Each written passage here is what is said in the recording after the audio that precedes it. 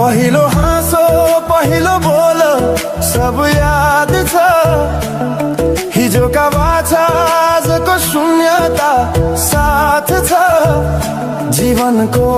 रंग नै हरायो अचानक तिमी बिना बाँच्नु पर्यो कति कठिन हावाको लहरमा सुन्छु तिम्रो आवाज शून्य कोठामा प्रतिध्वनि जस्तो गाजा सम्झनाको बादल मनमा जम्छ रातको निद्रा फेरि कहाँ